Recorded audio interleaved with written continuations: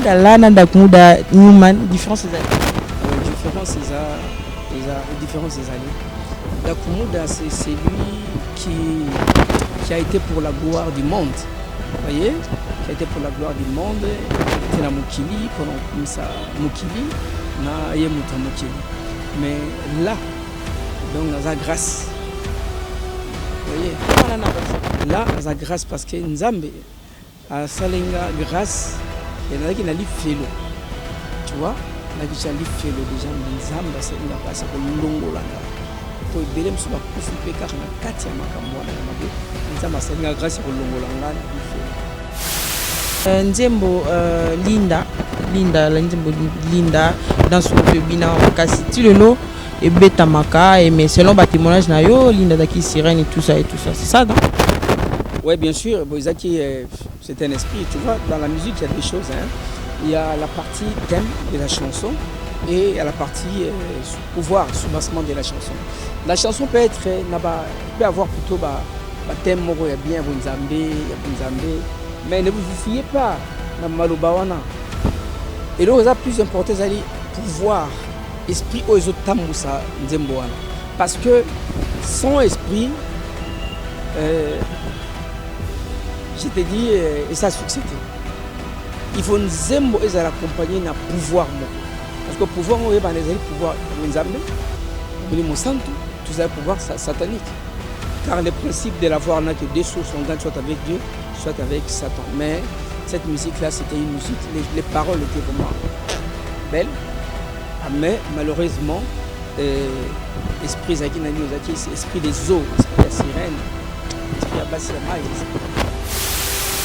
Non, il y a déjà ça là dans le pasteur.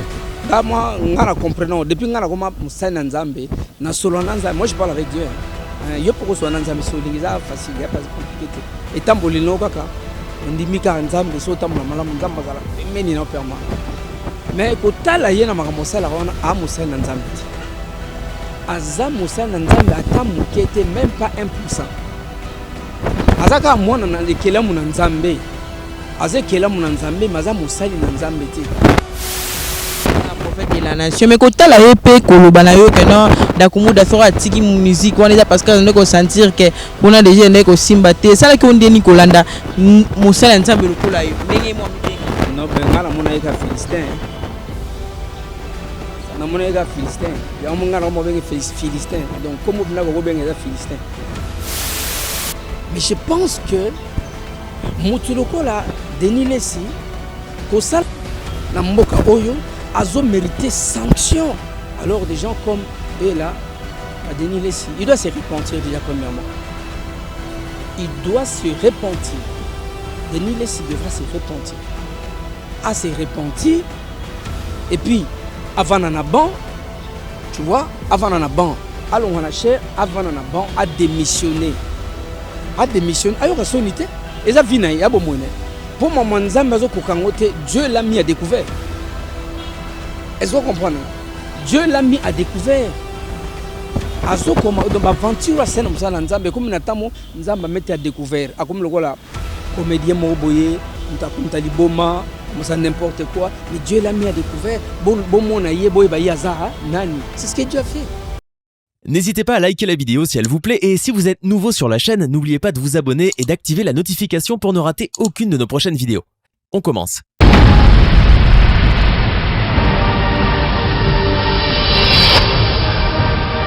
Chers internautes, bonjour, bonsoir, ça dépend de l'heure à laquelle vous suivrez cette émission. C'est un réel plaisir pour moi de vous rencontrer encore aujourd'hui, de savoir que vous êtes très nombreux à nous suivre chez MCTV. Merci beaucoup à tous ceux qui sont abonnés de nouveau. Merci beaucoup aux anciens abonnés.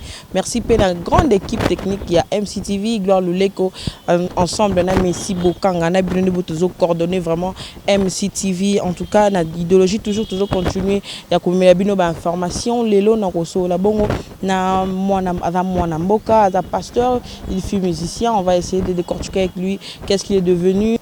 Bon, et on découvre encore plus. On va parler aussi des Hosanna. Lui, c'est bel et bien le pasteur Christian Dakumuda. Avec lui, on va passer ces quelques minutes ensemble. Merci beaucoup à vous. Merci beaucoup à Gloire. Gloire, Fongolanga, Pena, Fongolanga va découvrir pasteur Christian Dakumuda. Bonjour. Bonjour ma soeur Kapinga, bonjour. Pasteur, la santé bonne. Ben, ça va, nous avons battu la biso, qui m'y en a essayé. Pasteur ou évangéliste? Évangéliste, pasteur des fonctions, évangéliste, c'est des ministères. Dans les ministères d'appel, on a aller faire toutes les nations mes disciples, donc évangéliser partout, annoncer l'évangile partout dans le monde entier, à partir du Congo, en commençant par les Congo. Et puis pasteur des fonctions, parce que je gère les brebis, et voilà, c'est ça. Et les brebis, une église? Église chrétienne, Jésus sauve. Ouais, voilà, Wanande, Nazali, Mobateli, mais ministère n'a d'appel les alliés, ministère évangélique. Vous regardez comme pasteur Christian Dakoumudato aux zones ci. Non, toujours pasteur Christian Kimbukuso, c'est notre famille, Kimbukuso Christian, Newman Ezalingai, Dakoumudala Ezalingai, Dakoumudala. Dakoumuda Newman et Longwate. Dakoumuda, mais Dakoumuda là, Longwate.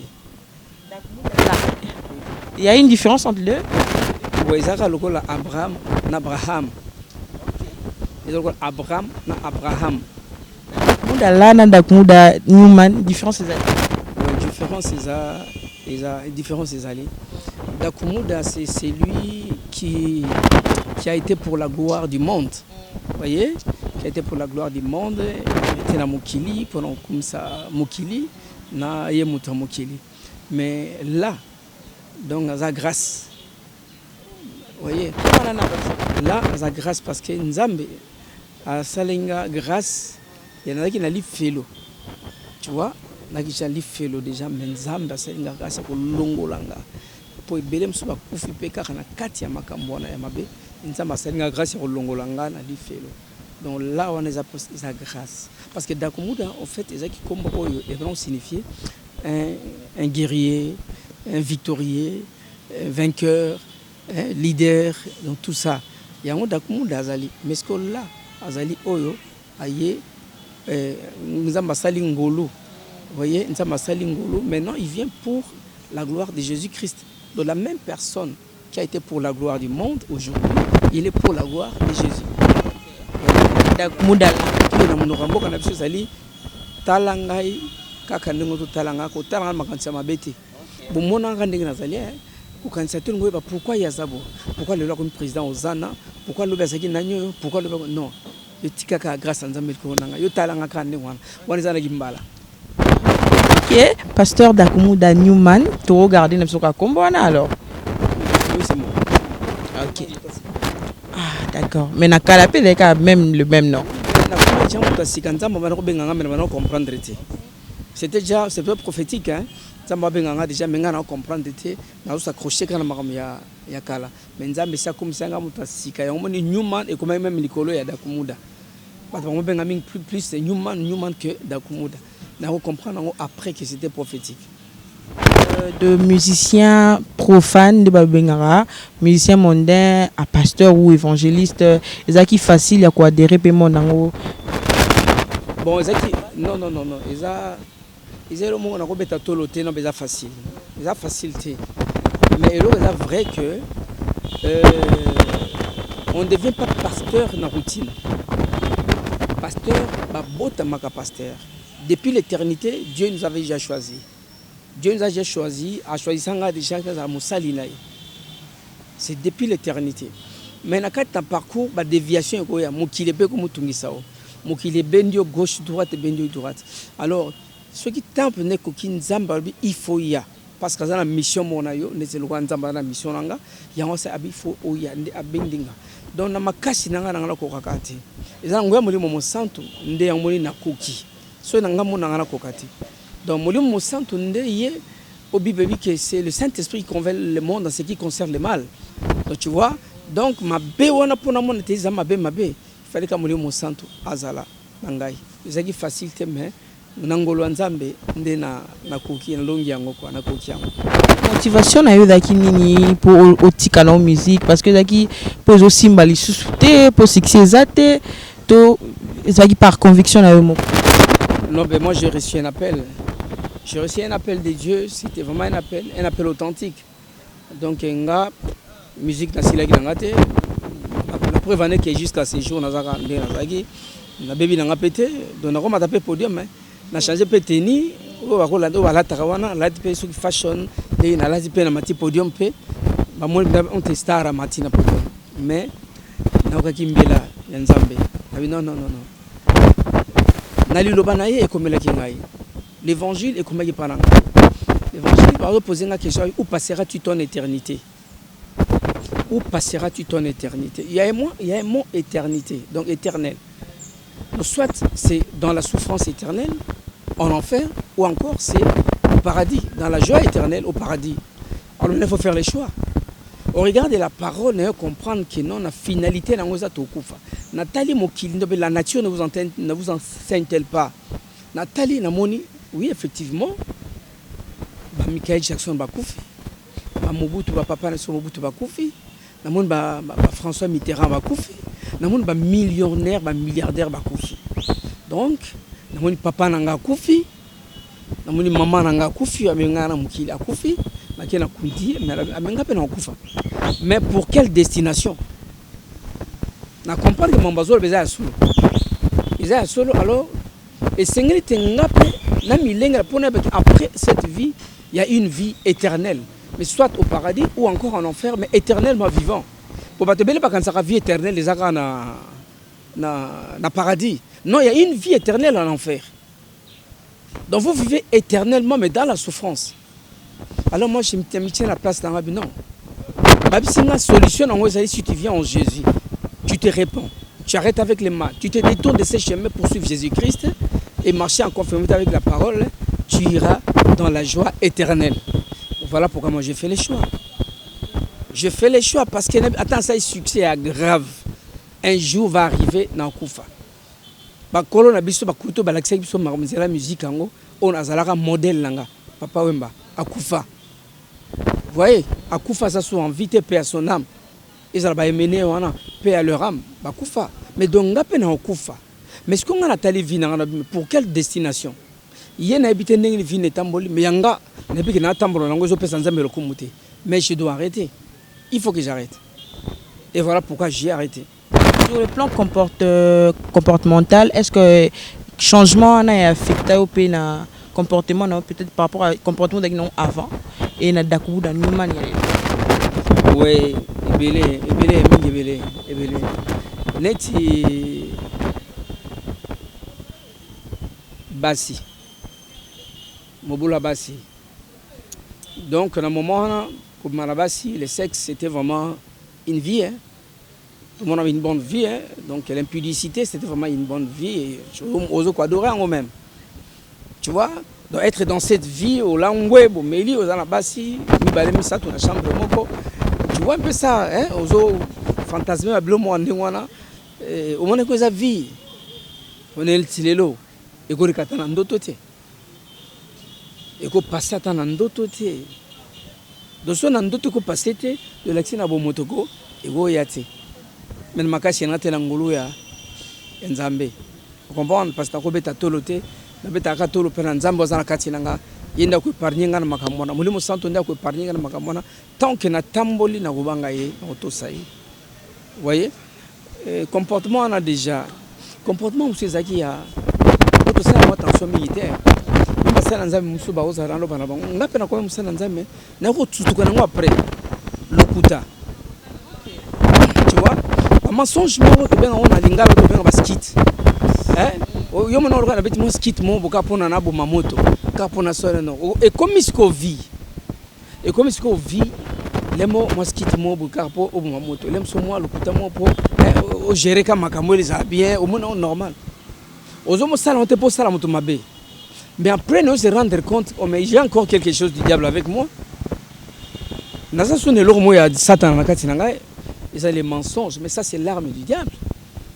C'est pourquoi on réclame parce que nous avons le qu'on a.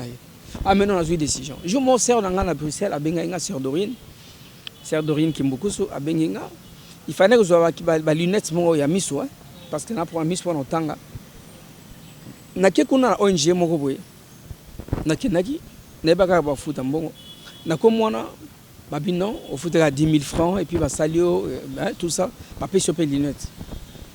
siko tant ya benga kinga abenga kinga liboso avant benga vana kende na epseke no prix nous ava $60 ba $50 parce que souvent que ça lunette tanga na ba prix wana fala tindela mbo mo yebeka ka atinanga $60 mbala moko tango na uti kona na zongi téléphone na eleli abina Christian boni ngabi ça va aboni kuna na ni okene l'hôpital ngo balobi nini ngabi mbala moko eyelinga siko Saint-Esprit a soufflé nga obi décision zowaki comprendre nga mbala mo na bisenga peut ya doin eza ofele na peki 10 000 francs ofele to ko za 10 000 francs eza $60 tene na bisekyo pour $60 ngande na posa $60 mais lunette ya $60 te on comprend ngande na posa $60 mais lunette on a $60 eza 10 000 francs to na boy na ko sans une décision ya ko kosate ata muke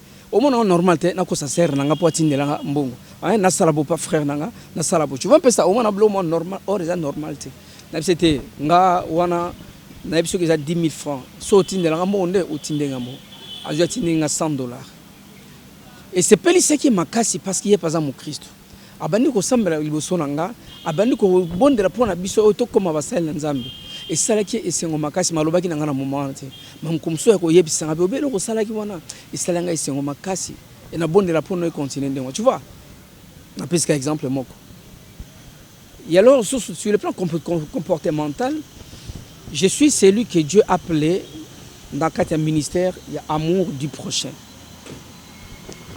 La parole de Dieu me dit l'amour est au-dessus de tout, l'amour supporte tout. Donc na comment na makamoko boy tant mususu naza moto nabite ke naza musanto ke nasala ka mabete mais na meka ko comment na niveau ko contrôler moi mkelon sona sala likamso ngina sala par rapport à l'amour du prochain nako likana tomboka mais na zonga bi l'amour supporte tout. Donc la parole de Dieu comme la Bible dit la parole de Dieu, la connaissance de la parole amène le renouvellement de l'intelligence. Donc celui qui a une intelligence renouvelée commence à marcher selon le dit l'Éternel. Donc tout acte qu'il pose, il se réfère toujours à la parole. Qu'est-ce que la parole dit? Qu'est-ce que Dieu dit? Qu'est-ce que Dieu veut? Vous voyez? Donc c'est comme ça que je marche tout en étant Moutonaka Tamukili. Mais seulement je comprends que Nazali Nzambe.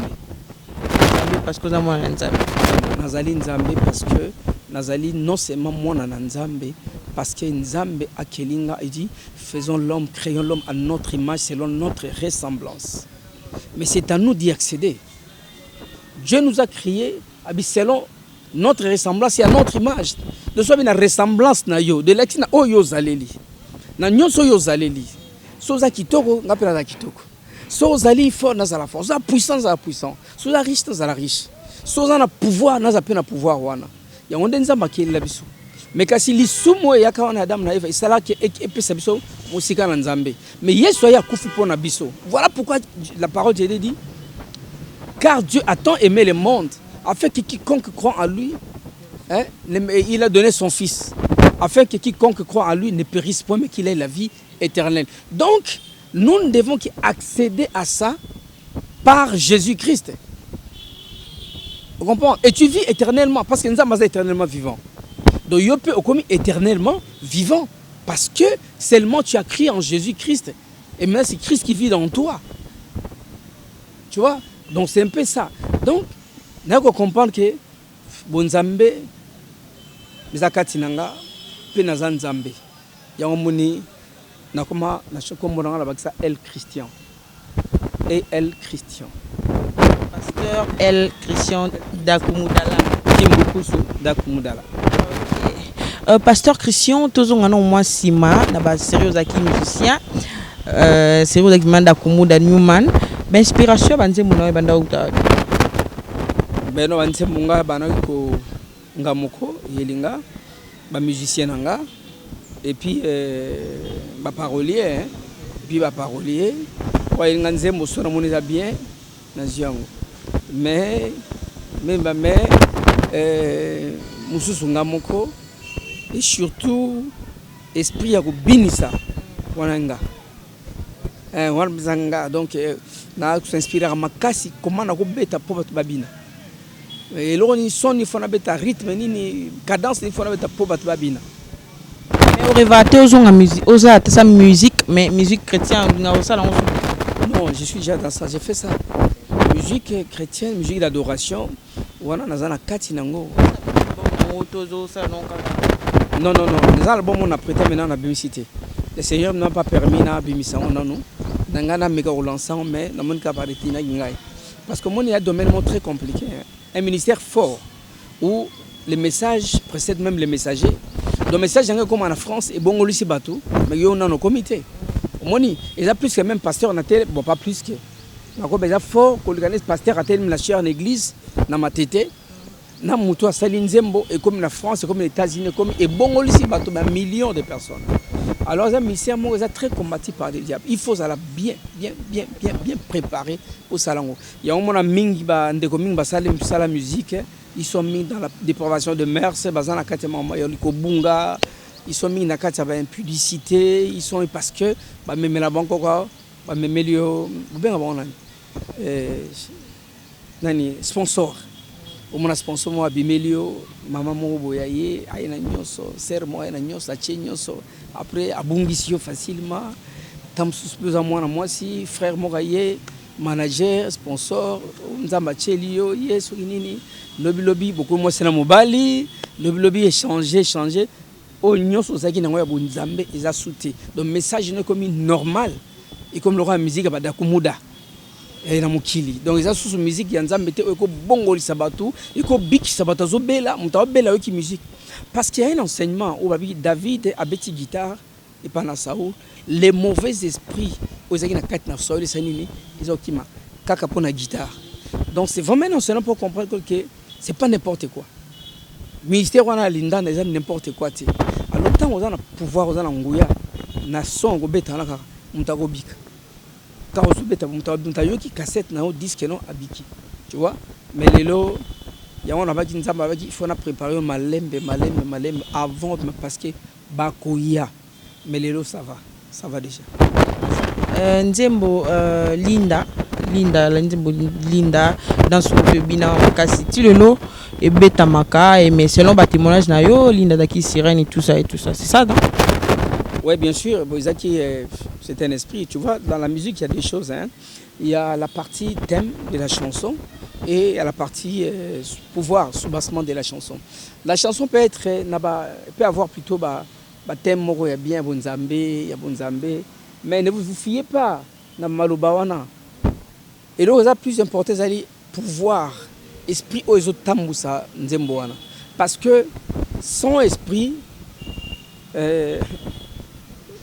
je te dis, et ça a succédé. Il faut Nzembo et accompagner na pouvoir moko. Parce que pouvoir on est les pouvoir Nzambe, Monsanto, tout ça pouvoir satanique.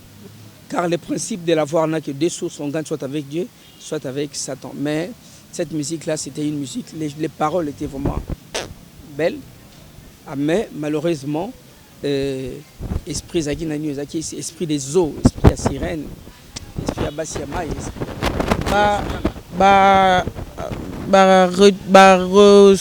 comment dirais-je revenu en bon wana na sa sem na sokoda ba droit d'auteur na ngo continue na kozon quand même non ne bandeli na kozwa na ozango ba après na tika kene na ngoka non mais na kata yango parce que na bina oganya ozon poani eza yo toutes choses anciennes sont passées, toutes choses sont devenues nouvelles.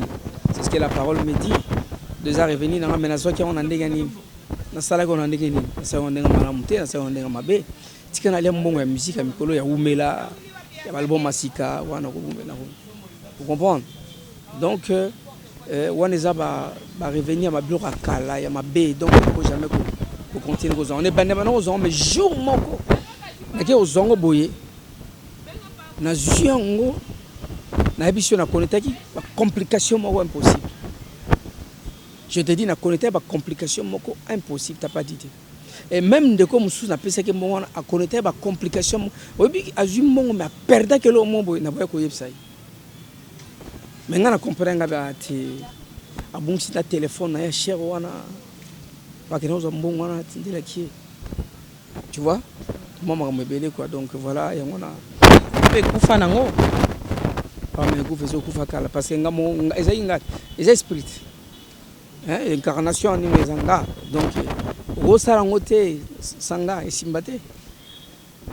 Ça quoi évangéliser puis battre nous dans mon mission là qui a nabo au convaincre bon bon non ba ko bon on attend.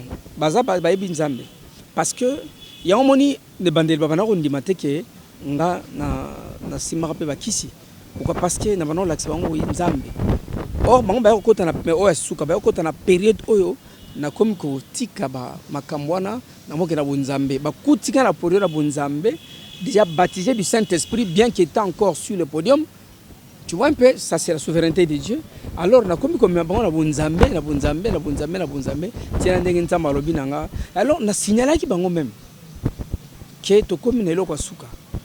Dans le petit poto, on a un concert, on a un sponsor. On a un succès animation, on a un imenye eloko asuka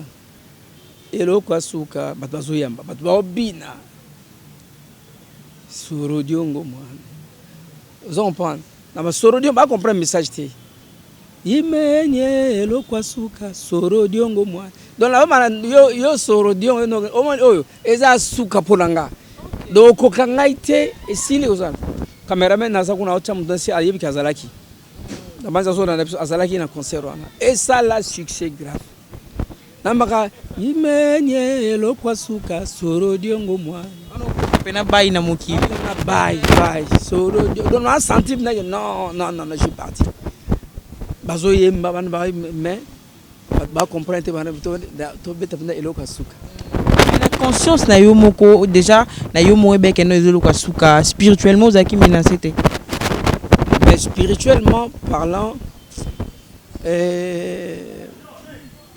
ba menace penda et la kingate bona yebite soge yaki na yebite soge zalaki parce que ça spirituel hein tant so za menace spirituelle menza mena ngolu na ye na makasi na ote mena ngolu nzambe asala ke azoko batela yo parce que so mona volonté na yo tu vois donc ba menace mse ko za na moboye mais physiquement boye et la kingate mais le na en tant que musana nzambe na bike zalaki donc on a compris mon mouli mon ndenge zali na bike ezalaki mais zaki na tu ate parce que oya benga kinga tant na yo kamelaki abana robatela ngai a comprendre que na obéissaki ouais un peu ça a comprendre que na obéissaki mais vraiment grâce car ma soeur ezaka grâce à nzambe ngolo nzambe soite mobulu mais toki na toki takitama avant to comme la personne Ozana to décrit vraiment Ozana mais pasteur Christian Dakumuda tant o yesiko comme pasteur kota la peine ndenge ba pasteur alelo ba se comporter déjà vision par rapport à pasteur alelo au monde onde parce que le to monde ba pasteur omi ko ça ba débat na ba TV omi ko leka lobby o leka lobby o pour toi au monde onde ben là on ba déjà ba pasteur entre bango quand on a mis balai dans la télévision, ça a débat sur la Bible. Des serviteurs de Dieu. Quand je dis serviteurs de Dieu, les serviteurs de Dieu, quand on a la télévision, on a mis balai, ça là, débat sur la parole de Dieu. Ou à contredire, non. Peut-être qu'on est dans la télévision ensemble pour partager. Oui, partager que chacun de nous, parce que la Bible dit que nous connaissons en partie. Tous en partie. Donc, beaucoup de gens pour que beau solo là, moi, on a fait même en Côte d'Ivoire. Je vois la chaîne de télévision mon bon Côte d'Ivoire, na mona ba pasteur ndé bazala ko mona bazo solo là, ba se compléter, ba se au senti vraiment que non. Donc jamais avec nous. Non, ça n'importe quoi. Ça c'est n'importe quoi. Donc au courrier jamais 2-3 pasteurs ba ça débat yo le qui est le non. Mozoki mi ça ba fidèle. Ozoki mi ça bandimi. Parce que tant ozo ça bozo ça non, pour bandimi ba ça la ni. Tu vois, et ça, benda bangote, bien bon se contredit. C'est comme on dit mais osani. À côté là, pour y avoir le côté. Bien faut pas sur le makam oyo mon dit mais comprendre. Oya koyeba, oya luka azwa motuya, mais ce bien bon se contredit. Pour y mon dit ayo ayeba nini pour azwa nini. Aronima yote pour azanaye mon dit mais le côté. Tu vois un peu ça. Donc moi ni mais moi on a mis exact après tu te vas na connait biso. Donc réaction mon dimezala to va na ko na biso donc ba comportement ba sali nzambe mingi wana iza ngote et souvent so la nyango mona ba sali nzambe ti so la grand le pasteur exemple pasteur prophète Denis Lessi comme le pasteur Warion azomindi maneba bengi pasteur Warion c'est-à-dire bateau ba kumisara fali bana quand la bombe pasteur Warion est-ce que déjà c'est permis que Mosala Nzambe allez kana TV on le kumisa musicien profane voilà ça Mosala Nzambe té Amazon Nzambe té faut comprendre parce que ça bi bokoye ba bango na misala na bambuma na bango ba fruit wana za fruit Mosala Nzambe té baza bato bazo fingisa Nzambe bonzambe na mboka oyo tozomona bakonzi ya mboka oyo bazo sala ata tobeza so ateza lukutami tozomona quand même effort au président de la République Félix azo sala na ba oyo baza pemene pour que ba kotisa bonzambe na mboka oyo mais to mona muto muso bengo pasteur azana kusala makambo azo sala wana azana pasteur te déjà non il y a déjà sala na pasteur te ngama ngana comprenons depuis ngana koma musana Nzambe na solo na Nzambe moi je parle avec Dieu yo poko so na Nzambe so lingiza facile ya pas compliqué te etamboli no kaka ondimika Nzambe so tambola malamu Nzambe azala pemeni na permanent mais kotala yena makambo sala wana a musana Nzambe ti aza musana Nzambe ata mukete même pas 1%. Azaka mwana na ekelamu na Nzambe azekelamu na Nzambe maza musali na Nzambe te la prophète de la nation mais kotala epé koloba na yo que non dakumuda sora tiki musique wana parce que on ko sentir que kuna déjà ndeko simba te sala ki ondeni kolanda musala Nzambe lokola yo ndenge mo mibenga non bengala mona eka Philistin na mona eka Philistin ya mongala mo benga Philistin donc comme bina bo benga eza Philistin par exemple so mona benga Philistin bonjour Philistin Philistin la ndeni Philistin bon il soit Philistin dans ba na mona Nzambe David dit ala Philistin ala vraiment Philistin bazoko ko tuka basba na Nzambe ekolo Nzambe musala Nzambe ko bebisa musala Nzambe lokola ye lui c'est un Philistin donc vrai pena comme benza Philistin eza Bible ngate na lobiango na moni esali la ba Philistin na bana na Nzambe na basala na Nzambe mais il y a quand même David a télémara pour na bana Goliath il a esprit à ma bête il a géant a esprit à ma bête azam sala ma bête azam mutoso tuka bana Nzambe musala Nzambe bebisa ko boma David a télémela qui est à régler qui a faire naé donc yé azam vraiment Philistin. Est-ce que tu es pasteur beaucoup ko sangana bo bengi pende ko na bino prophète Denis Lessi c'est non makambo sala parce que c'est presque tous les pasteurs qui sont contre ça mais tout le monde a le courage jusque là ko contacter ko pekisa sa maman non ba ko pekisa ye yango te ba ko suspendre les jours à venir c'est parce que il y a jamais eu un organe de régulation de l'église. Tu vois, l'État devra mettre en place un organe de régulation de l'église pour que Batumsuba se comporte, tendement se comporter. Au Moni, pays n'abisso bien que la constitution parle d'un État laïque, mais notre pays est socialement chrétien. Tu vois, donc quand on voit socialement, donc cela veut dire que la légitimité prend le dessus de la légalité. Au Mikande commis pays laïque. Tu vois, mais en réalité, nous vivons dans un pays chrétien dont la légitimité est à l'écolo, il y a l'égalité. Donc, ce pays étant chrétien, aujourd'hui, je vois un président de la République, Félix Tshisekedi, qui dédie la nation entre les mains de Dieu et dit à Jésus-Christ de régner comme le seul maître roi de cette nation, le seul Dieu de cette nation. Mais je pense que Moutuloko, Denis Lessi, Kosal, Namboka Oyo, a mérité sanction. Voilà pourquoi l'État est singeli. Je suis en train de travailler avec les amis, pasteurs. Nous sommes en train de travailler pour un dialogue, pour parler Église, l'État. Vous voyez, l'Église et l'État, les jours à venir, il y aura des pourparlers entre l'Église et l'État. Et vous savez, pour définir Makambo et Belé. Vous savez, avant de travailler, même pour bâtir l'église, il y a un canal à l'État. Tu vois, l'État ne peut pas rester indifférent à Makambo et Leka. Il y a ma besoin de l'église. Parce que ça a le pouvoir. Nous avons ce pouvoir. La parole de Dieu déclare qu'il n'y a aucune autorité qui ne vienne de Dieu. Oui. Alors, l'État devra aussi, même si la structure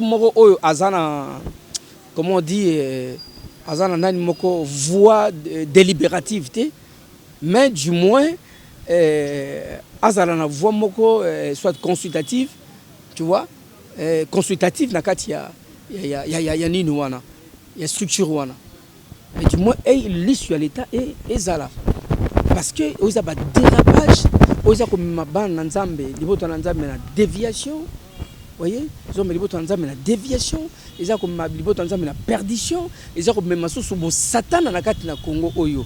Du moment où tozo na nzambe to gérer mboka oyo na nzambe, alors des gens comme eux là, Denis Lessi, il doit se repentir déjà premièrement. Il doit se repentir. Denis Lessi devra se repentir. À se repentir. Et puis, avant d'en avoir, tu vois, avant d'en avoir, alors on a cher, avant d'en avoir, à démissionner. À démissionner. Ayo ka sonité. Et ça vient, il y a bon moyen. Pour moi, Dieu l'a mis à découvert. Est-ce que vous comprenez? Dieu l'a mis à découvert.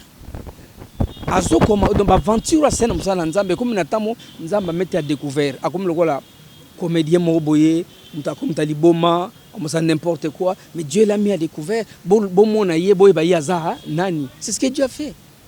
Bon mon aïe boy ba yaza nani comme tungi sate nzambe envoûtement nzambe. Est-ce que nzambe avait un mauvais esprit là?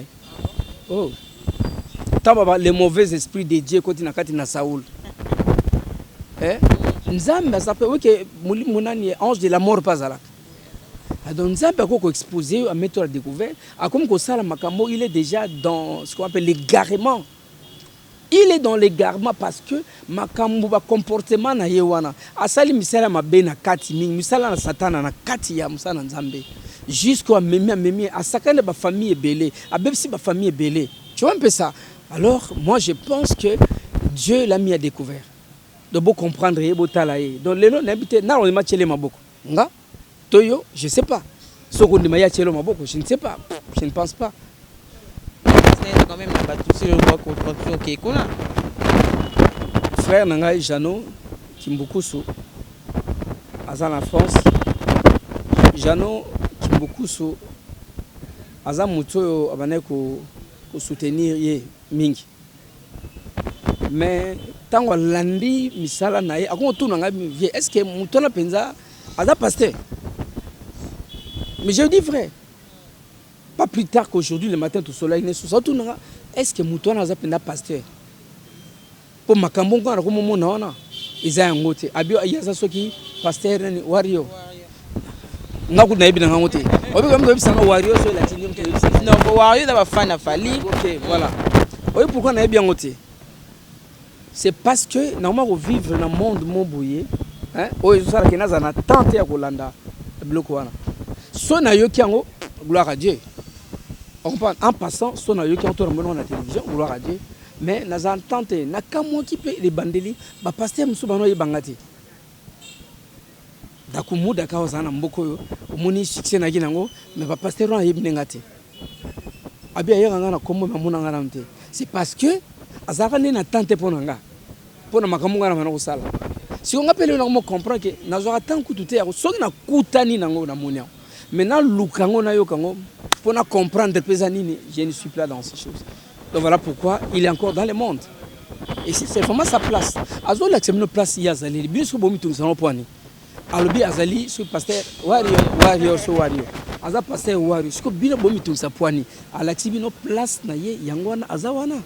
Pasteur Christian, entre nous soit dit, bah pasteur, bah commis, bah réputation pasteur et commis bah homme de Dieu surtout, et dans la bah musicien chrétien et dans bah pasteur, le commis parce qu'on est en 2020, tout qui non, Kalambaï a divorcé la moissinaye, Moïse Mbi Koto, Eliana Bima. Donc les hommes de Dieu bah commis vraiment très très mal réputés. Déjà dans la question là, na divorce, il y a pasteur. Bibliquement c'est interdit, mais pasteur et bazo divorcé. Déjà à la base, c'est dû à quoi? C'est dû que basi na bango bakutana bangonde badama be ou il y a une raison ou biso to ko parce que pasteur déjà a commis vraiment exposé ba cause de divorce na monde pastoral les ala nini. Bibliquement on sait que c'est interdit. Mais avant comme nanu wana na ina belka moko. Personnellement, pasteur Christian, elle Christiane et pas na moninga nga pasteur nako tenir ya propreté on a tenir tu vois et pas moninga nga pasteur un serviteur de Dieu nako discuter pena serviteur de Dieu au Rolanga. Mais quand je sais que c'est un aventurier, c'est pas un pasteur, à côté on a dérangé dans le pastoral, Satan a tindi batunaye, pas comme le soi-disant pasteur, bah bon image église, en tout cas on a raté aussi. Franchement, laquelle le roi de Nil ici là, hein, la plus exemple de Nil ici. Donc bah pasteur Ozol Bawana mingi, dans tout le on est soit on est serviteur de Dieu, ou encore on est serviteur de Satan. On ne peut pas être les deux à la fois. Et là, on est au Congo, va comprendre Yangwana. Bande Konabiso va comprendre que Moutaros a été serviteur de Dieu en même temps serviteur de Satan. Non. Benga soit serviteur du diable, serviteur de Satan ou serviteur de Dieu. Donc Moutaros doit déjà pouvoir naître auprès de Satan, à serviteur de Dieu. Un pasteur qui est dans l'occultisme, à serviteur de Dieu. Il est serviteur de Dieu, mais il est dans... Non, non, non, non. Il a recommandation, a ordre auprès de Satan, auprès du diable. Donc il est serviteur de Satan. Mais à la type serviteur de Dieu. Il y a un comportement moussous. Premièrement, c'est ça.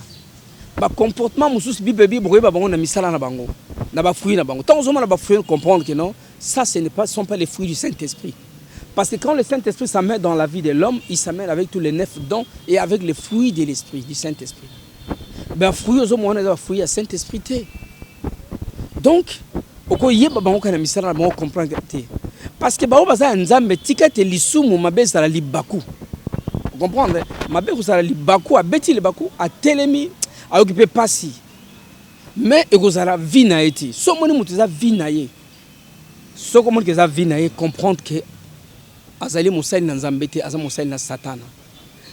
Un serviteur de Dieu qui est dans l'impudicité à outrance, ce n'est pas un serviteur de Dieu. Bon, on va dire que Azam na miracle, Nzamba sali la kaye, Azana molima ki ndumbe belé mais Nzamba sali non non. Jamais. Jamais. Ba miracle on sala en esprit nini. Parce que la parole de Dieu dans le livre d'Ésaïe 52, il dit et Ésaïe 59, il dit nous, voyez, la main de l'Éternel n'est pas courte pour nous sauver. Non plus son oreille Dieu pour entendre. Mais ce sont nos crimes qui mettent une séparation entre nous et notre Dieu. Et ce sont nos fautes qui nous cachent la face de Dieu. Donc les péchés, un crime, et il y a une séparation dans Zambé. Parce qu'il y a un miracle dans le monde. Parce qu'il y a un dans Zambé. Donc quand tu vois les gens se comporter comme ça, comprendre qu'ils ne sont pas avec Jésus-Christ pour de vrai. Ah, maman, on a besoin de ça, on a besoin de ça. Non, c'est comme Moïse dit dans le lobby, Gégé. Gégé, c'est Jésus, c'est la doctrine. C'est la doctrine, parce que la seule doctrine, c'est Jésus-Christ. Qui est notre seule, unique et vraie doctrine, c'est Jésus-Christ. Mais quand tu vois quelqu'un commencer à opérer au nom de Gégé, quand tu vois Maï Kalamaï déclarer que Gégé sans péché, tout ça, donc ils sont avec Dieu. Non, ils ne sont pas avec Dieu. Ça, c'est un comportement purement satanique. Gégé, c'est une déesse de séduction. Tu vois un peu ça. C'est des déesses de séduction. Avant, quand j'avais dit ça, qu'est-ce que Balobaki? Balobia, Dakumuda, Bamsou Babika, Aza contre, Aza jaloux, ya Salaboye, ya Outina Mokili, Siko, Yabika Maramonandene. Attends, l'apôtre Paul est venu après. Il est venu après. Mais aujourd'hui, Moto a sali Moussala, Koleka, Ezali. Ezali par rapport à temps, mais Ezali par rapport à Ebenga Melinayo, na Etinda Melinayo. Neni nzamba bengo quand et atinda ono lolenge nini. Donc ngalelo na ye nanga. Na ye pe après mais basali na nzambe belé basa ba tata minene, basa ba 80 ans, basa 70 ans, basa 60. Mais bandimanga na conduire Fédération congolaise des églises chrétiennes comme numéro 1. Président Fédération congolaise des églises chrétiennes. Il y a combien de pasteurs dans la fédération? Tu vois, des milliers, permettez tous ces citoyens, des milliers de pasteurs bazana nga ndemna conduire vision on a présenté qui et où t'es pas nzambe. Tu vois un peu ça. Donc c'est pour dire les problèmes ya roya anonymité. Donc misala na bango wana. Ezotali saki bonzambe zalité. De bonzambe pe ezalité. Voyez? Donc bazali et belé au bazar autant l'occultisme, la séparation, la Bible dit ceci. Par rapport à la femme, que la femme mariée ne se sépare point de son mari. 1 Corinthiens 10. 1 Corinthiens 7, 10 à 11. Que la femme mariée ne se sépare point de son mari. Au cas où elle se sépare de son mari, qu'elle demeure seule sans se remarier. En cas de continence, qu'elle retourne vers ses maris pour se réconcilier avec. Et que celui-ci ne la répudie jamais. Ne la répudie point. Attendez-moi, j'ai dit. Que la femme mariée ne se sépare point de son mari. Au cas où elle se sépare de son mari, qu'elle demeure seule, sans se remarier. Donc voilà pourquoi il faut faire très attention avant de se marier. Tant au Bali déjà, au Bali, tu vois, tant au Bali, que tu ne se sépares pas. Imaginez que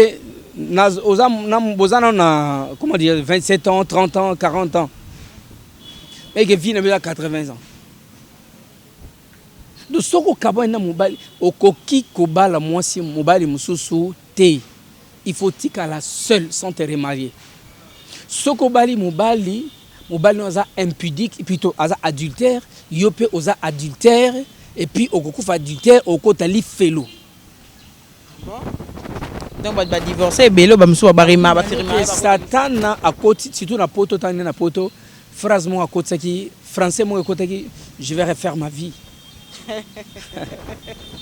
Tant on est ouais ba connaissance maman. Mon peuple périt faute de connaissances hein. Tant on est ba siko babé je vais refaire ma vie. Et c'était un français normal. Où je voyais les jeunes dames, je vais refaire ma vie.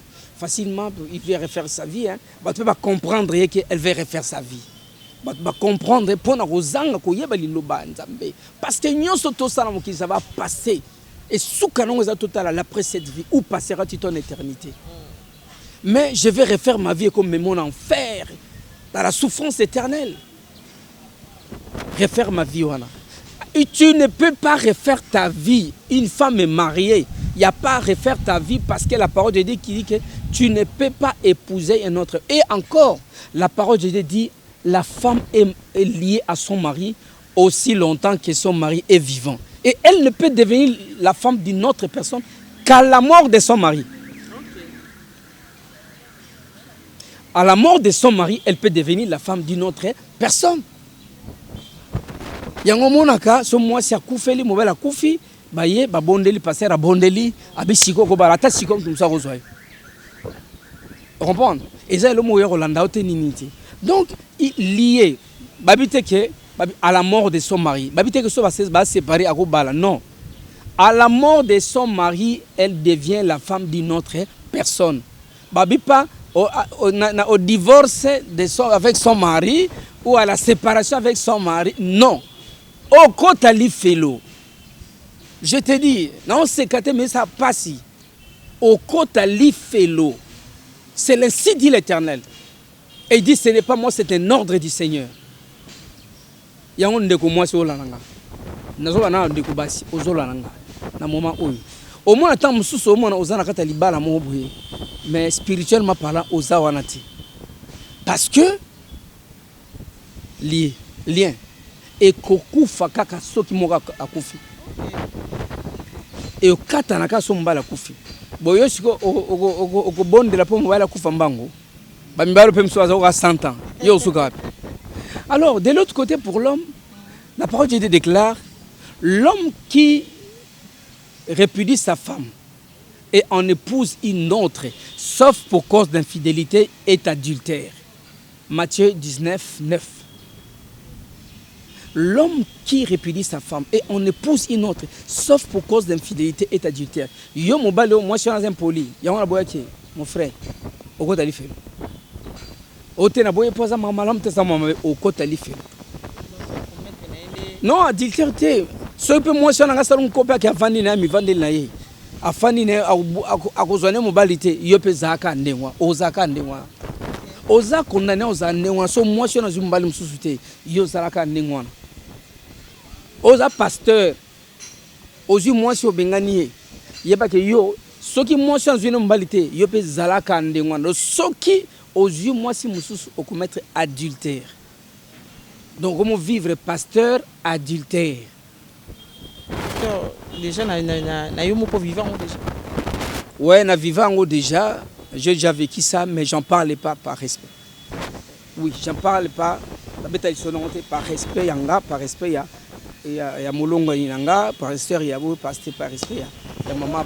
Parlons à présent. Ok, parlons à présent de le parti politique, les animateurs de l'Union Sacrée Ozana en sigle, pasteur. Parti politique, pasteur Bolingi politique, on ne comprend pas qu'est-ce qui se passe. Est-ce qu'on peut pas simplement se baser car na bananza mais côté bananza d'abord.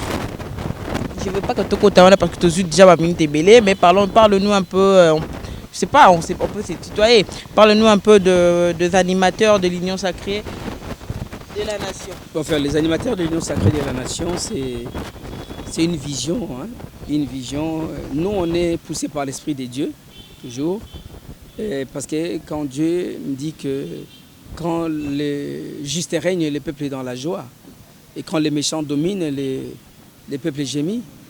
Voilà pourquoi pendant autant d'années, le peuple congolais est resté dans le gémir, dans la souffrance, parce que ce n'était pas les justes qui ont eu à gérer les pays, la nation depuis la nuit du temps. Les justes, c'est qui? C'est nous les enfants de Dieu. Mais la parole de Dieu ne se contredit pas. On dit que quand le juste règne, le peuple est dans la joie. Alors, Dieu veut voir les justes régner. Vous savez quoi? On a instauré la peur. Le diable a instauré la peur dans les chefs des enfants de Dieu. Na kati na mitu na biso na bino azoba instaura peur. Donc au banga, bazio le mot politique, ba l'activité ba bomana batu.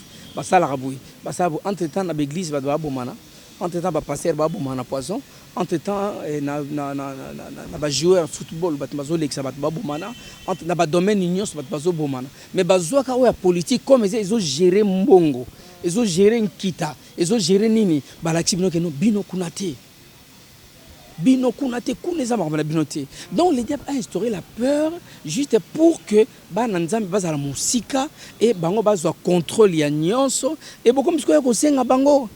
Comme Ecclésiaste dit, je vois les esclaves monter sur des chevaux comme des princes et les princes marchaient à pied comme des esclaves. Tout ça à cause de la peur au Bakoti. Ils ont instauré la peur. Dans le monde entier, ils ont instauré la peur pour dire aux enfants de Dieu, au peuple de Dieu que la politique, c'est de l'apanage, il y a sataniste, il y a diable. Non, non, non. Qu'est-ce que le diable a créé? Même pas l'arbre. Qu'est-ce que Satan a créé? Même pas non plus les diamants, l'or. Tu vois un peu ça. Alors, comment voulez-vous que ce soit les satanistes qui puissent gérer de l'or, l'argent, les manganèses, tout ce qui est les richesses? Comment voulez-vous? Comment expliquez-vous que on ne faut pas gérer même Batou Nzambe Akeli, l'homme qui est la créature de Dieu? Comment expliquez-vous ça? Donc, c'est juste parce que ils ont eu ils ont eu à instaurer la peur na kati na ba chrétien na kati na banana Nzambe. Voilà pourquoi biso ba oyo Nzambe na go benga na za na mission nanga. Premièrement, il faut aux mandat. Tu vois? Il faut aux un mandat avant oksara makambo ya politique parce que c'est vrai que Satan a si à côté misisa na makasi. Batu na yende baza mingi wana baza ko travailler pour na lokumu na ye. Donc yosko songo kota kuna okoti na loenge bako betao facilement. Comprendre? Ou comme appelle ti bango. C'est pourquoi, voilà pourquoi il faut ezala mandat moko za nango de pa ya nzambe pe nzambe apesa pe mission pe nzambe apesa onzela. Pasteur. Non, j'ai un mandat. J'ai un mandat depuis, j'ai un mandat. Pourquoi les animateurs sacrés? Il y a un moment même temps on a zara na musique. Bon moi on toujours permis la politique. Permis la politique. Politique. C'est parce que tu na ndenga ya mokili boy politique le ko grade nga ko peut-être na tant on a qui musicien, on a peut-être député tu es simbaté. On no bité no zonga na bonzambe o créer au sangana na pour ba yebso que député alekaki musicien ya renouveler ko langa na nini na mbongo. Mais peut-être au moins que bon, cette fois-ci. On a député, on a gloire, on a la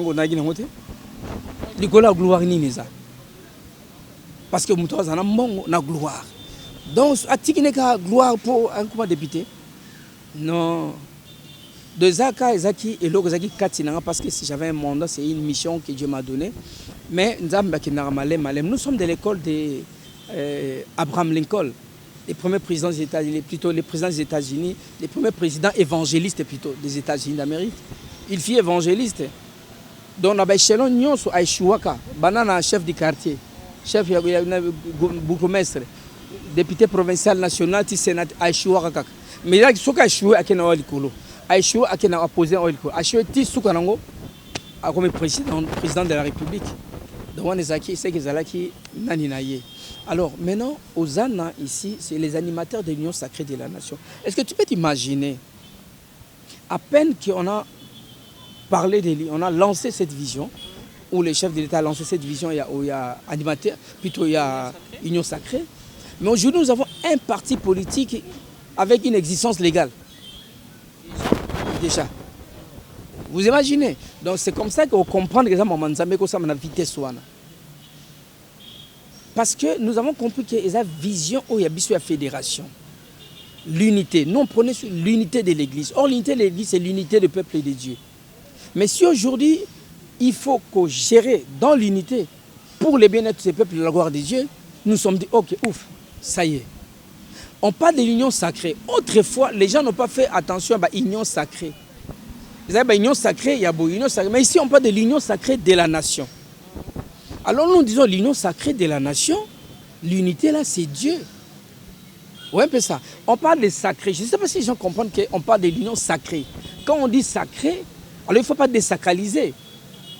Alors nous devons être là pour que et demeurer sacré.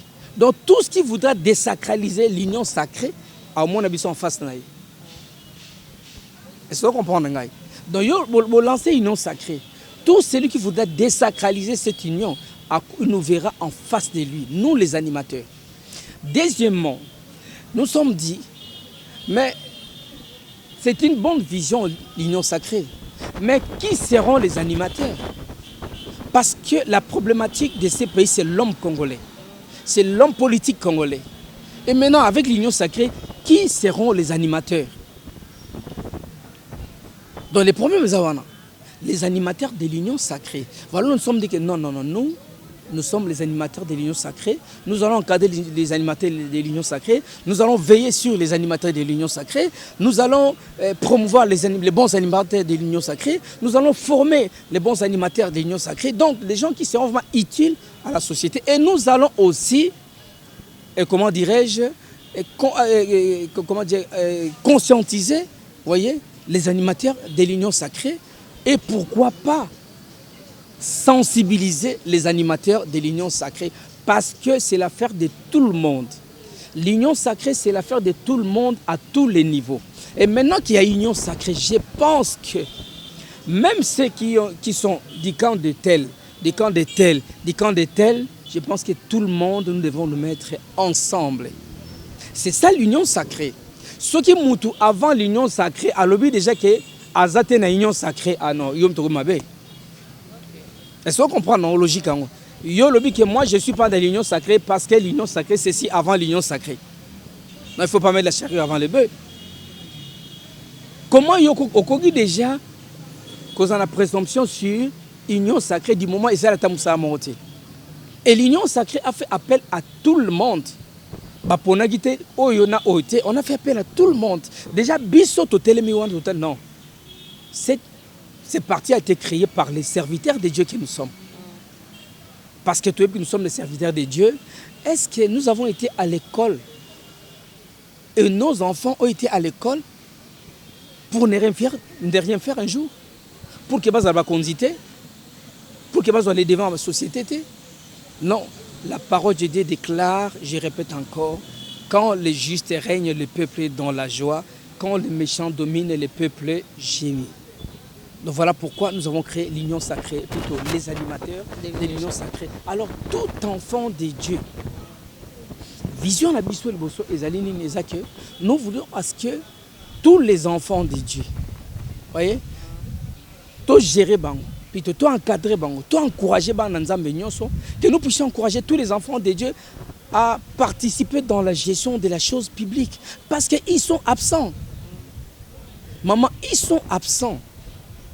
Nous voulons à ce que tous les enfants de Dieu, ceux qui ont une vocation, c'est aussi une vocation, nous les encourageons à participer dans la chose publique.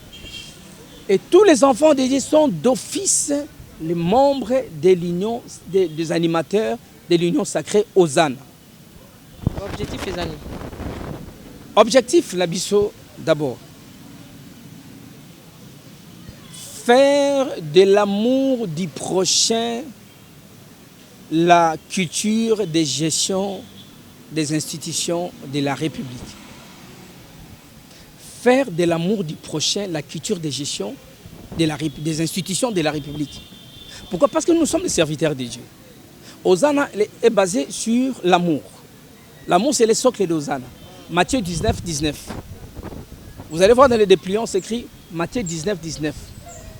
Donc, la vision, c'est accéder à notre destinée. Les Congos puissent accéder à sa destinée selon Matthieu 19, 19 qui déclare « Tu aimeras ton prochain comme toi-même ».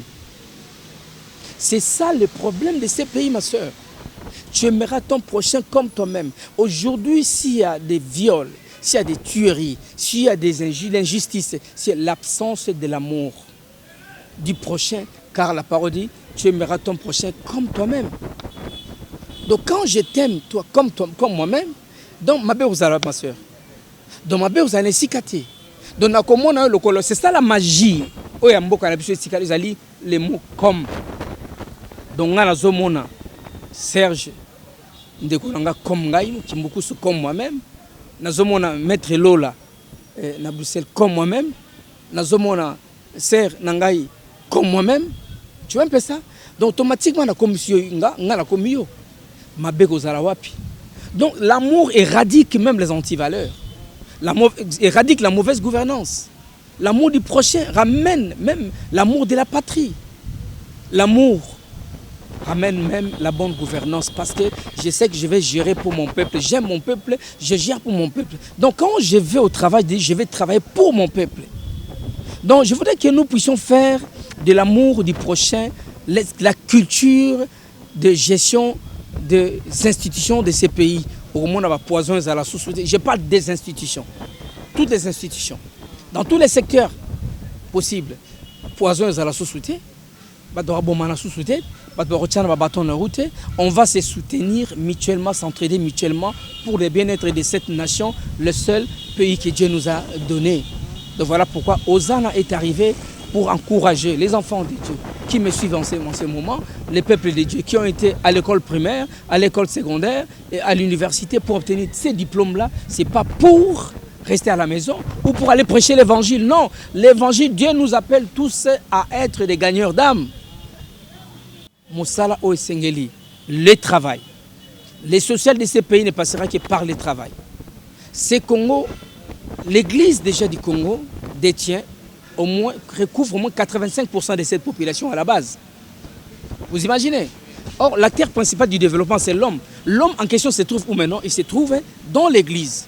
On n'a rien fait avec une main-d'œuvre importante et suffisante, mais que cette main demeure encore inactive jusqu'à ce jour. Mais comment le développement devra-t-il arriver si l'acteur du développement reste encore inactif, l'homme? Et il est dans l'église. Voilà pourquoi nous, serviteurs de Dieu, nous avons ce devoir de pousser les enfants de Dieu à travailler.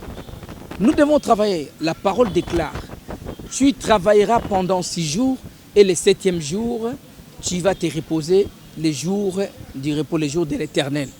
Mais ils allaient contraire, tu as une église et comment qui de lundi à dimanche l'église. Non. De lundi à dimanche l'église. Non, non, non. Ça, c'est pas ce que Dieu veut. Est-ce que si on est dans l'église, comment dirais-je, attends la Kinshasa, attends la pays, attends la France, attends la Belgique, ça va séminaire sur l'agriculture. Il y a des journalistes, si on est dans l'église, on va séminaire l'agriculture. Thème non, l'agriculture. Comment devenir riche dans l'agriculture, comment cultiver. Et ça, maintenant, oh, c'est la parole de Dieu. C'est là où il repose d'avoir notre première richesse. Dieu nous dit cultiver la terre. Et ça va prendre, ça va Jacob, ça va nani. Babana non bilangawana. Qui dans la terre tout y est. Dans la terre, ndeta mbile bima, imsa mafuta. Dans la terre, tout ça foufou, manioc bima. Dans la terre, or ezali, diamant ezali. Dans la nyon c'est dans la terre, ya mabele nano. Et sa vision nous a pessimiste pour tous à la bomengo, tous à l'anquita. Mais tout ça la honte. Les social de ces pays, de ces peuples a un prix. Il faut travailler. Voilà pourquoi l'Église se met debout aujourd'hui.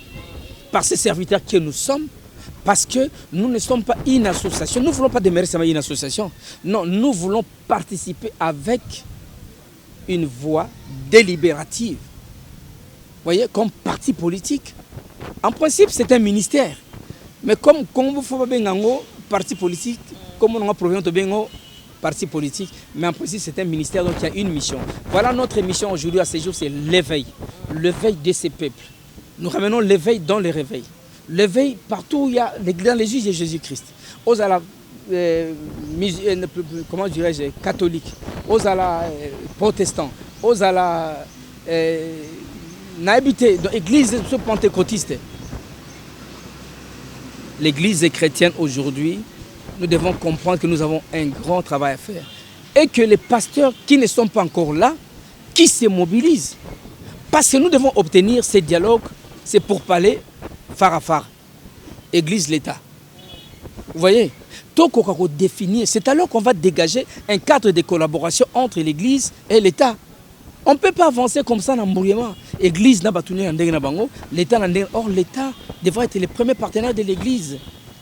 Parce que l'Église couvre toute la population, presque. Et 85% de l'Église.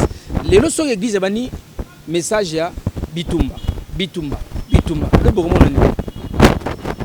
Alors, pasteur, est-ce que vous avez un critère pour adhérer à Osana? Osana d'abord, enfant de Dieu. Si tu te reconnais être enfant de Dieu, païen au baramaël baroko. Non, Narobi, enfant de Dieu. Enfant de Dieu, moi na Nzambe. So reconnaître moi na Nzambe, n'habite moi na Satan. Pour belle bembe na na Satan, bazala bango hein. Moi na Satan pas na biso na poso note. Pour ça o merbiso pour Satan. Moi na Satan o merbiso pour Satan, dobi moi na Nzambe. Pour osala lokumka ya Nzambe. C'est là que nous voulons avoir des adorateurs dans la gestion. Vous voyez, donc pour adhérer aux Zana, Isakaka, pour être en contact avec la partie, dans Zana. Et deuxièmement, droit, il y a adhésion, il y a droit à adhésion, ils ont fait un compliqué. Et vous avez un membre actif, vous avez en règle la cotisation, vous avez parti politique, mais et voilà, au commis membre, mais. Et là, par exemple, malamu pas na biso ezaki yeba que aussi formation. Et à la distance, comprendre. Et à la distance aussi formation.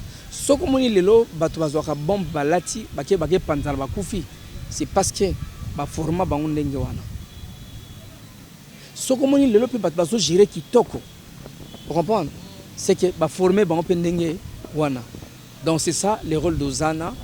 Ozana se veut être le germoire. Vous voyez, les berceaux, on va fournir, comment dirais-je, les gens capables, voyez, des gestionnaires capables pour gérer cette nation. Au moins, tout ce qui vient de Ozana est meilleur. Tu vois, tout ce qui vient de Ozana est bien, ils ont bien, ils ont bien. Ceux qui ont une école, classe, moi, par exemple, moi, je suis Mwamba. Hein? Moi, je suis à l'école, je suis à Mwamba. bana batangi na mwamba baboya bango te. Pourquoi? Parce que réputation ya école wana musala école wana esalaka esali que batu bako comprendre que kuna soki mutabimi aza meilleur. C'est comme na ozana soki mutabimi na ozana aza meilleur. Parce que toute formation na kati ozana eza sanctionné na certificat moko boy o ba sa diplôme moko ya ya mérite, ya bonne gouvernance. Et puis Ozana il est déjà actif et puis peut-être mon programme il y a activité à Ozana. Moi contact comment est-ce que batol na biso ba ko ça le oui batol na biso ba ko koma biso na mail na adresse mail ba ko contacter biso na Ozana RDC en émo Ozana et comme na AUSANA Ozana RDC 21 @gmail.com et monsieur Subako peut contacter sur 00243 993 85 47 00 993 85 47 00 ou encore dans 084 437 85 86 084 437 85 86 ou encore boye na siège na biso maire na juste à résidence Kimbukusu ezali bongo na intendance na campus voyez boye na université bumatika ngomba donc mikola mataka ngomba donc mikola mataka ngomba mataka ngomba olingi osala musala olingi ozwa musala osala musala mataka ngomba donc mataka ngomba ozana zana ngomba yo mataka ngomba oye comme ça okutana na biso okutana secrétaire général Kakesa okutana ba membre nyonso chaque samedi tozara na réunion hebdomadaire chaque samedi et puis ba réunion extraordinaire pe ezali mais so contacter biso ozwa ba nani nyonso o esengeli pour ozana.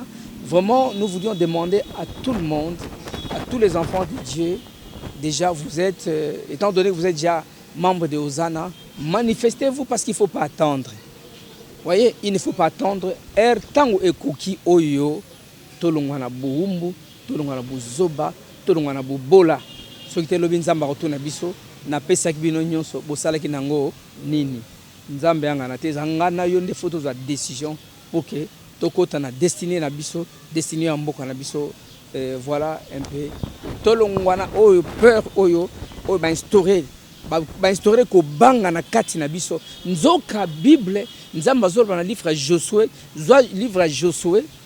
1 5 à 8 Josué 1 5 à 8 bo méditer en ndako o mona nzamba zolba nul ne tiendra devant toi tant que tu vivras et je ferai avec toi comme j'ai fait avec mon serviteur Moïse.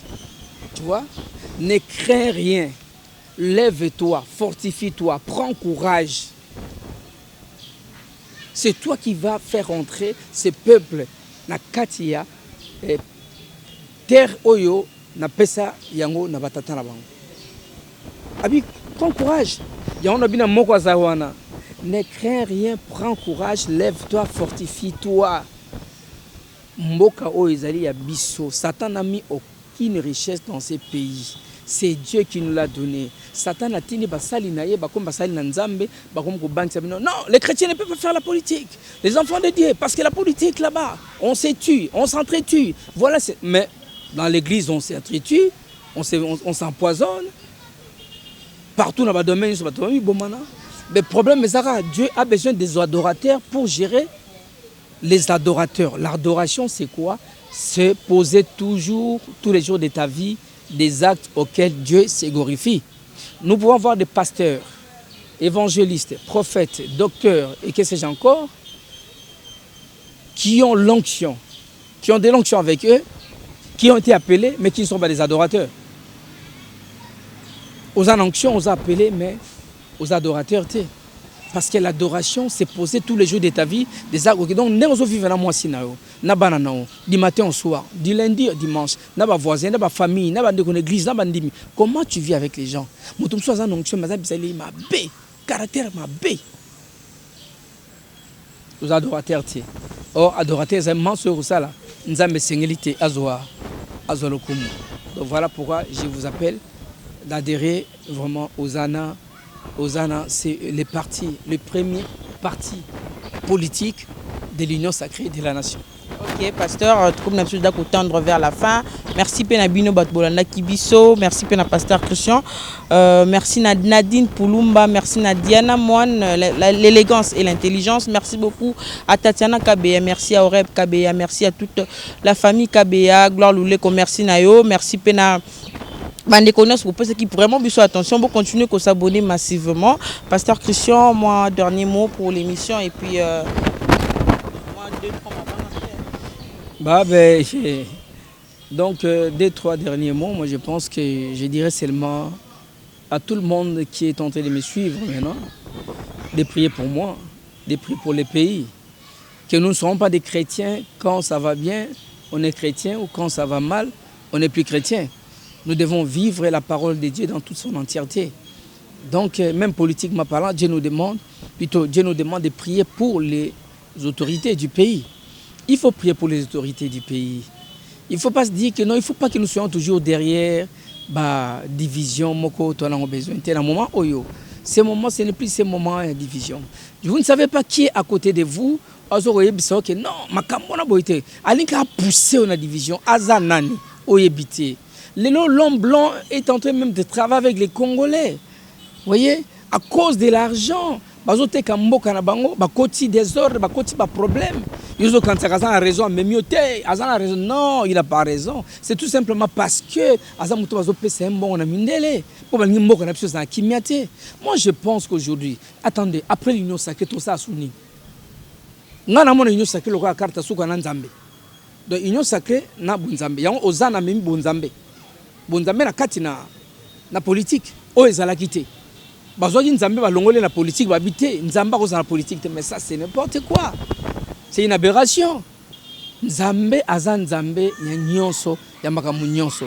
La politique n'est rien d'autre que l'art de gérer la cité. Or Dieu ne nous a pas interdit de gérer les peuples, de gérer la société, de gérer la cité. Donc j'encourage tout enfant de Dieu de faire la politique, n'a changé en combo, de travailler, de gérer. J'encourage tout enfant de Dieu de gérer cette nation, chacun à son niveau, dans son domaine de prédilection. Vous voyez? Et c'est ça, parce que comme politique, on a latisiango pour esanini et bangi sabiso et alors ma papa na biso na mboka ezaka moi c'est aller nyokati ngumati aller ngandoti aller nkobati pour musinona etikala ka bango moko. Est-ce que vous comprenez? C'est comme la politique. Bah si bananza mais ba ça la politique. Non mais là ils vont vous gérer. Même dans nos églises, il y a une politique qui est mise en place pour que l'église ait quoi résister. Ce que politique a bien été dans cette église est ko panzana. Aujourd'hui, tout ça, il y a tout qui va en France, en Belgique, en États-Unis, tout qui m'a Congo point. Pour politique, ils ont mal mais tout qui en France, et si la politique ils ont bien, ils ont ça va tout lié à bien, ils ont tout social, ils ont ça va tout. C'est la politique qui fait toutes ces choses de la France, parce que ils font la politique pour gérer la cité, bien gérer les peuples.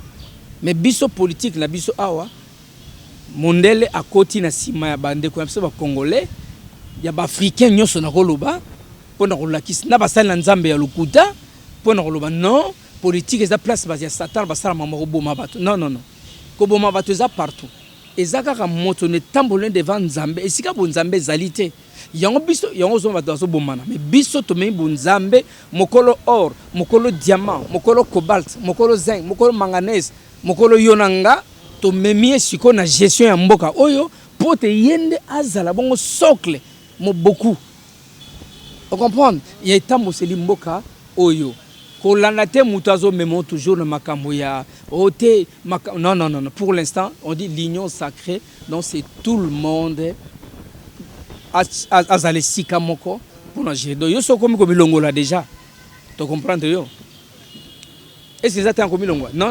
So comme milongo le mibendani, en tout cas tu comprends yo. Et là quand la famille réunie. Une famille réunie, yo benani. Ah, c'est que yonde. Non, mais à tous les serviteurs de Dieu, je sais qu'aujourd'hui, même s'il y a certains serviteurs de Satan qui se sont fait passer pour les serviteurs de Dieu, ils veulent ternir l'image de l'église au Congo. Mais l'église aujourd'hui, je confirme que l'église du Congo est bel et bien debout. parce qu'il y a des pasteurs, vous les pasteurs, je vous salue, qui êtes encore là, fidèles à Jésus-Christ, avec les fidèles que vous encadrez, Nanzala, Napassi. Mais le temps est arrivé pour sortir de ça. Le temps est arrivé pour que nous ramenions avec Hosanna les allocations familiales pour toutes les familles en RD Congo. C'est possible avec Dieu, avec la bonne foi et la bonne gouvernance. Nous, c'est les programmes que nous avons à ramener les allocations familiales pour toutes les familles, je dis toutes les familles de la RD Congo. Ok, tout ça, mais à la fin du mois, aux Orambon. Famille Zorambongo, il y a social. Donc social en haut, tout le monde likolo, il y a au Saranati. Nzamba Pambola Biso. Pasteur. Nzamba Pambola pe batu nyonso bolanda ki émission na biso. Nzamba Pambola parce que au panza sangona Yesu, au panza sangona ye, au panza sangoya Hosanna partout. Nzambe apambola pe yo. Merci. Pambola pe caméraman. OK, merci beaucoup Gloire Luleko na assistance réalisateur, monteur nyonso. Merci beaucoup na Messi Bokanga, merci na Diana Mon la taille l'élégance, merci à Tatiana Kabea pour na ba perruque, plante et tout, femme d'affaires. Tatiana Kabea contacté Maman Colonel na diriger Bino Verrier. Merci beaucoup à Fabri Nanga, merci beaucoup à Oreb Kabea, merci beaucoup aussi à Fergan Eric Kalonji ainsi qu'à Patrick Ndou qui a Monsieur Labillard de l'X Galerie La Récompense. Continuez de s'abonner massivement, continuez de partager nos vidéos. Alors nous sommes ensemble, restons ensemble, retrouvons-nous très prochainement. Bye.